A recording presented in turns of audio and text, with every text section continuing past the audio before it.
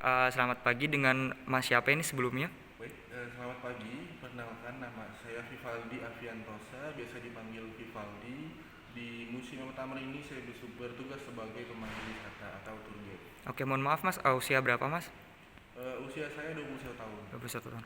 Mas Vivaldi mungkin bisa diceritakan sejarah berdirinya gedung ini Mas. Ya, baik. Perlu diketahui teman-teman bahwa gedung ini itu dibangun pada awal abad ke-20 dan waktu itu dimiliki oleh orang berkebangsaan Belanda yang bernama Meneer de Haas. Dan waktu itu fungsinya sebagai gudang penyimpanan buah-buahan dan juga tempat pemotongan hewan yang diimpor dari Australia, kemudian diolah di sini, lalu hasilnya dikirimkan ke instansi-instansi Belanda atau perumahan-perumahan mewah milik VOC di Batavia. Lalu tahun 1927 gedung ini dibeli oleh Bapak MH Tamrin, tetapi bukan untuk dijadikan sebagai tempat tinggalnya, melainkan untuk dihibahkan kepada organisasi kemasyarakatan, politik, dan pendidikan. Makanya waktu itu gedung ini dikenal dengan nama Gedung Permufakatan karena sering dijadikan tempat berkumpulnya para tokoh-tokoh nasional untuk mengadakan rapat menuju kemerdekaan. Lalu pernah menjadi saksi terbuatnya lagu Indonesia Raya oleh Bapak Wage Rudolf Supratman atau Bapak W.R. Supratman. Dan juga gedung ini juga pernah menjadi saksi terlaksananya Kongres Rakyat Indonesia pertama yang diadakan pada tahun 1939.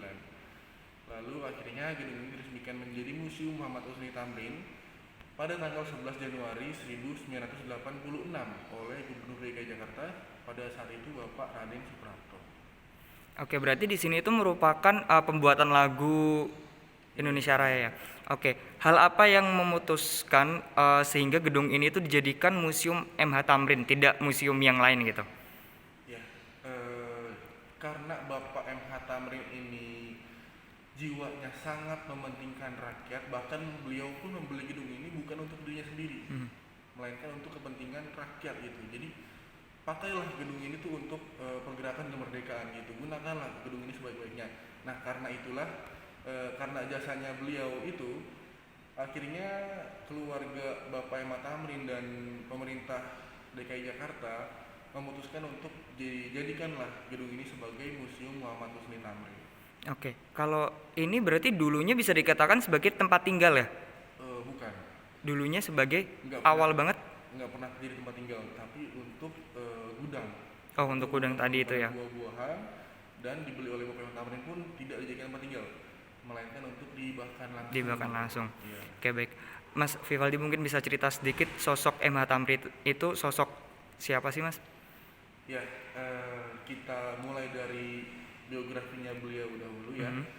Beliau lahir di Sawah Besar pada tanggal 16 Februari 1894. Dan nama panggilannya ini